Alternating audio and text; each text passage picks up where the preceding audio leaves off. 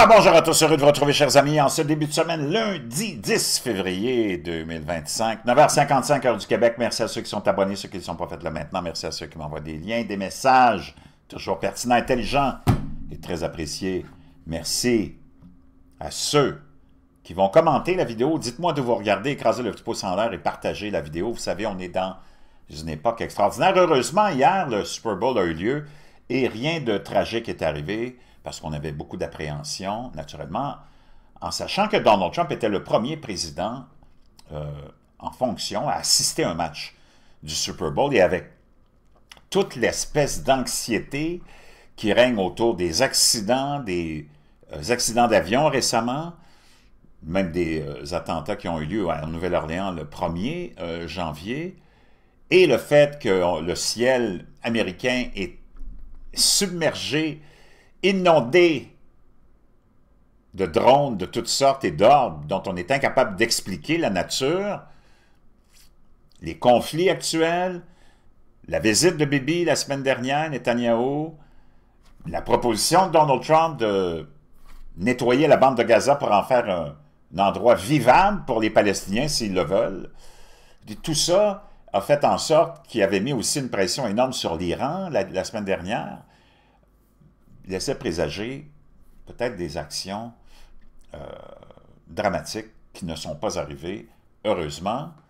La seule chose dramatique qui est arrivée pendant ce Super Bowl, c'est que Taylor Swift a été huée, conspuée comme c'est pas possible, et Donald Trump acclamé. Êtes-vous surpris? Je vous ai partagé hier le sondage, le premier sondage officiel fait par CBS, donc tu es loin d'être dans les médias conservateurs, là, si tu veux un média anti-Trump, c'en est un, mais qui ont été obligés d'admettre que Donald Trump, ben, il y a un fort taux d'approbation, puis que toutes ces politiques, le monde les aime vraiment. Donc, toute la bullshit que tu écoutes, que tu entends à propos d'Elon Musk, la menace contre la démocratie est en train de fouiller dans les livres du gouvernement, oui, parce qu'ils sont en train d'exposer toute la corruption.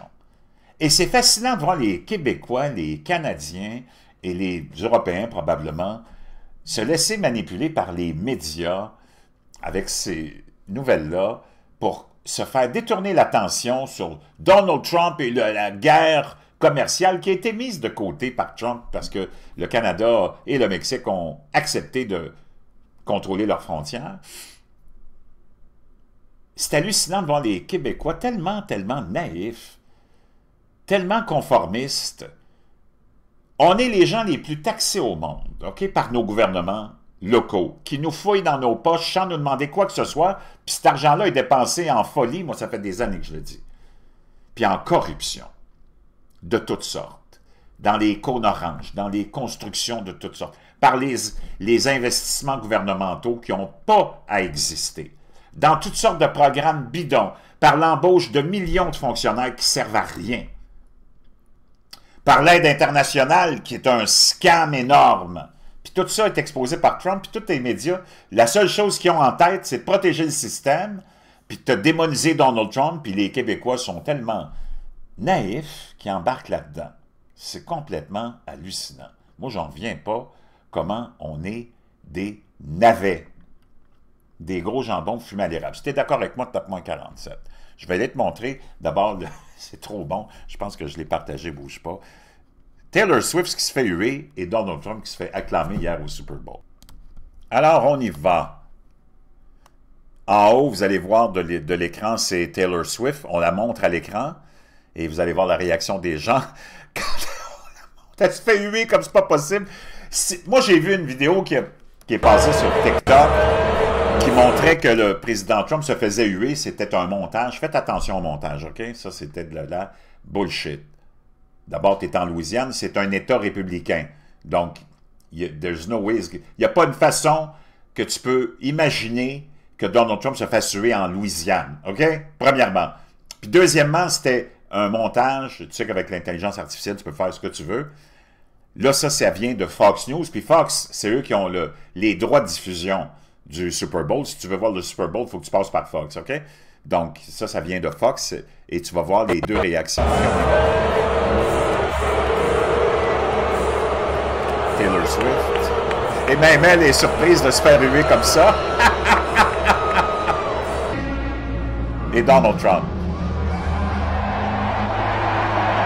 Écoute.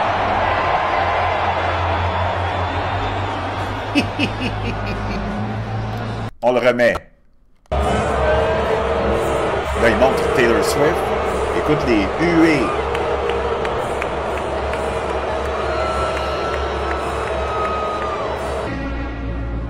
Donald Trump.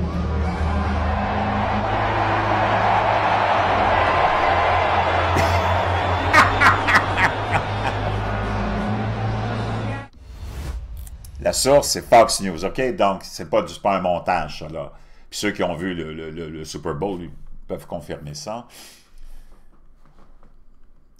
Surtout, le milieu musical, c'est le milieu le plus parvenu, décadent et corrompu qu'il n'y a pas. Le monde d'Hollywood, c'est le monde le plus corrompu qu'il n'y a pas. Les Américains en ont soupé. J'espère que tu en as soupé aussi de ta petite élite québécoise qui est là à te faire des leçons de moralité. Donc, on va juste une dernière vidéo qui était quand le président Trump se présente sur le terrain.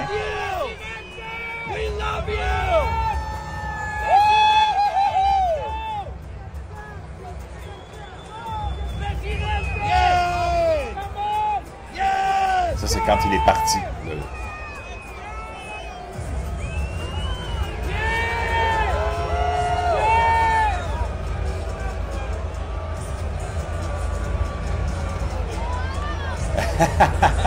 Yes. Woo! Yeah.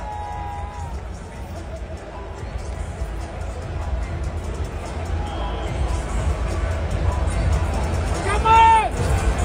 Presidente! Donald Trump, c'est un phénomène, que tu l'aimes ou pas, je peux te dire une chose, c'est pas François Legault.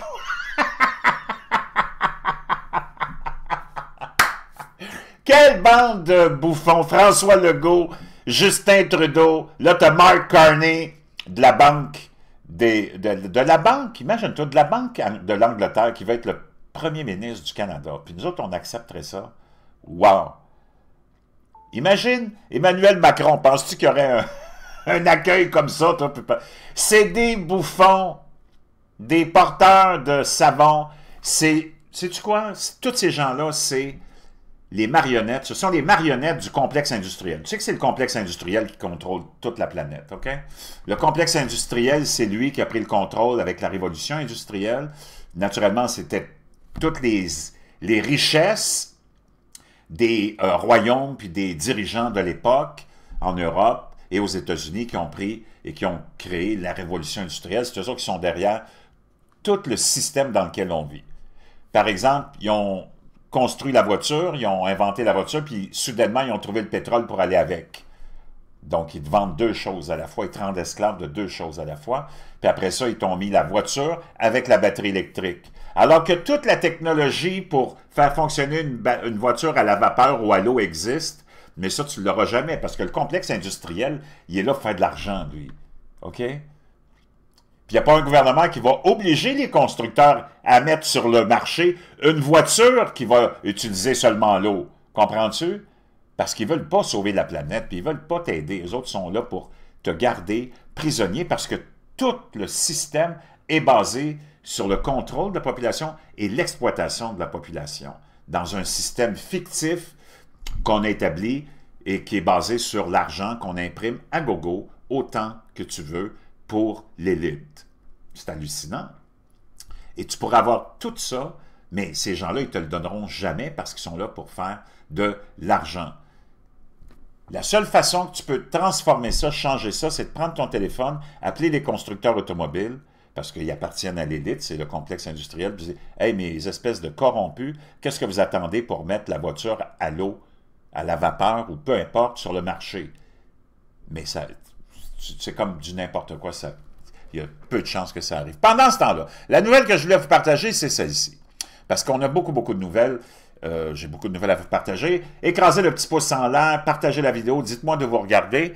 Mais avant, j'ai une petite annonce à vous faire d'un abonné qui m'a envoyé un lien concernant, parce que vous le savez, moi je suis vraiment dans la conscience, puis la conscience de la santé, la conscience de l'importance d'avoir un corps en santé et de te mettre à l'exercice intense parce que tu as juste un corps, tu as juste... La seule chose qui t'appartient, la seule chose que tu as dans la vie, c'est toi. Donc, prends-en soin. Et je vous parle souvent de produits. Je vous ai parlé d'huile d'orégano récemment. Lui, il m'a parlé d'un produit très, très intéressant. Puis André, je le salue, il a suivi mes conseils avec l'eau citronnée le matin, avec les graines de citrouille, avec les graines de lin aussi. Je vous reviendrai là-dessus pour ceux que ça intéresse. Mais là, il m'a parlé du cumin noir. Je ne connaissais pas le cumin noir, mais c'est hallucinant. Bougez pas. Donc, le cumin noir est utilisé depuis des centaines et des centaines d'années. Tu sais que toute la médecine actuelle a été mise en place par les Rockefeller qui ont éliminé toute la médecine traditionnelle quand ils sont arrivés à contrôler nos sociétés, fin du, je pense, 18e siècle. On emprisonnait même les médecins qui continuaient à vouloir utiliser des médicaments naturels parce que naturellement, on avait, du côté des Rockefeller, pris le contrôle du pétrole et que tu ne savais pas peut-être, mais 99% de tous les médicaments que tu as sur le complexe, dans le complexe pharmaceutique, contiennent des produits dérivés du pétrole. Je ne sais pas si tu le savais, là, mais je vais aller te chercher le lien de ça, là. Tu vas voir.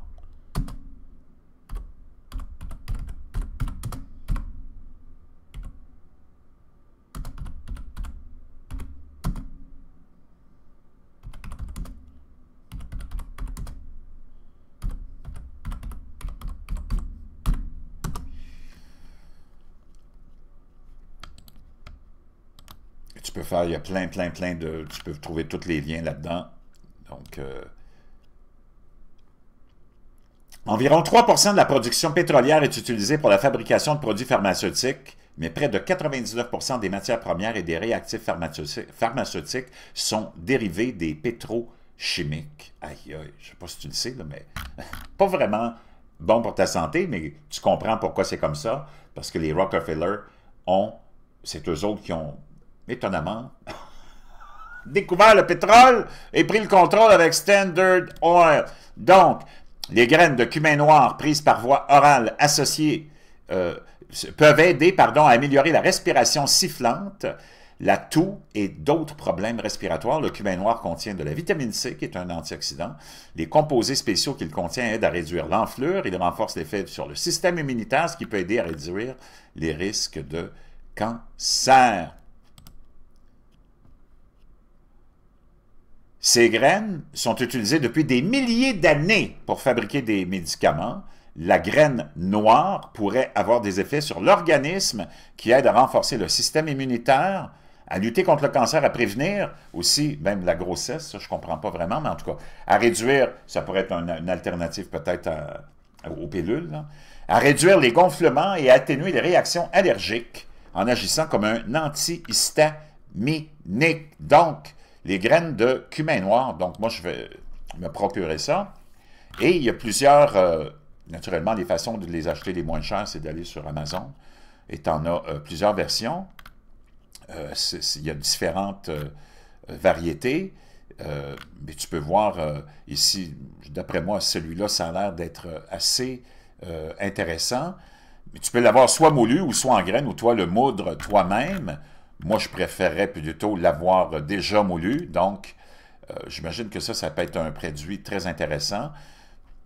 Ça s'appelle Nigella sativa, hein, le cumin noir, qui est pour utiliser pour... Bon, ça, c'est celui qui est utilisé pour consommation, là.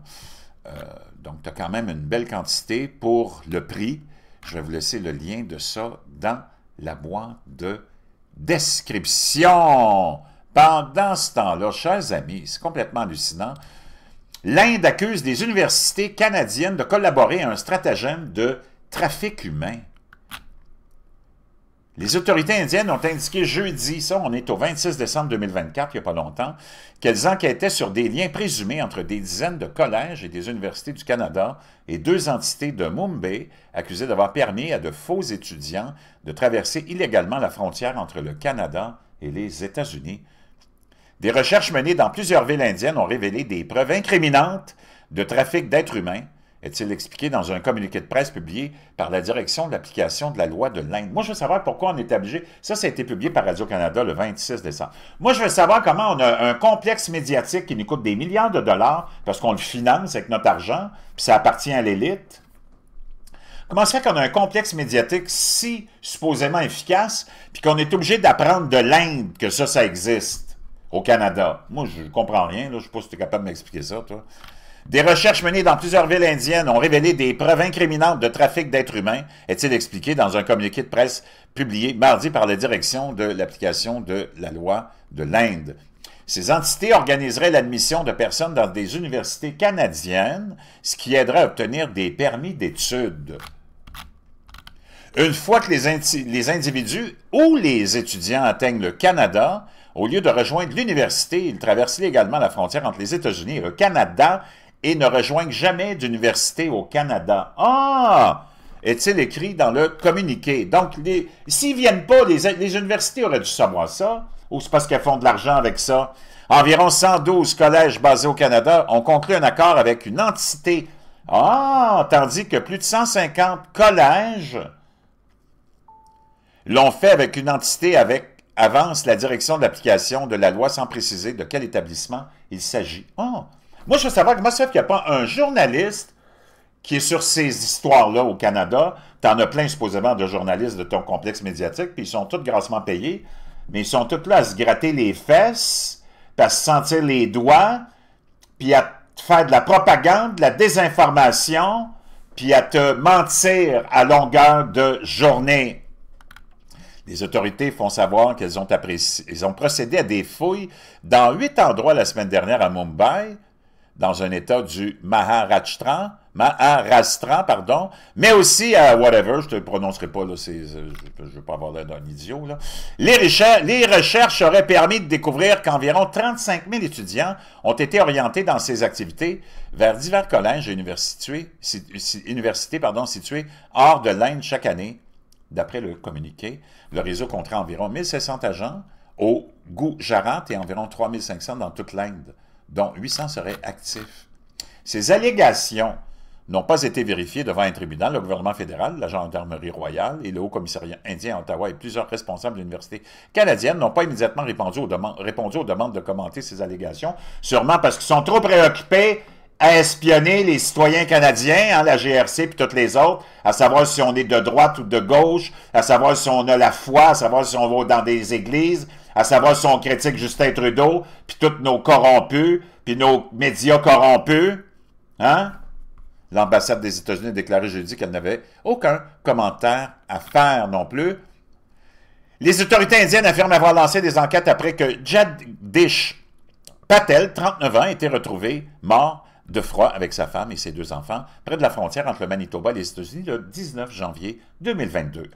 Le mois dernier, un jury du Minnesota a reconnu 2 hommes coupables, Steve Sand de la Floride et Arms Kumar Patel, un ressortissant indien arrêté à Chicago, de 4 chefs d'accusation liés à l'introduction de personnes non autorisées aux États-Unis et à leur transport et à leur exploitation. Selon le communiqué de presse de mardi, les autorités ont été mises sur leur piste à la suite d'un dossier déposé contre Bhavesh Patel, qui aurait organisé le voyage de la famille. Il aurait aussi participé à ces fausses admissions dans des universités, affirment les autorités indiennes. Donc, je te laisserai le lien, là.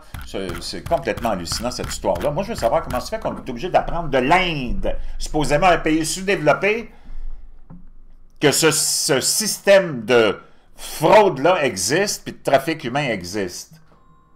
Moi, ça m'étonne vraiment, là, je comprends absolument rien là-dedans. Donc, c'est complètement hallucinant. Je vous laisse ça dans la boîte de description. Et le lien aussi pour le cumin noir.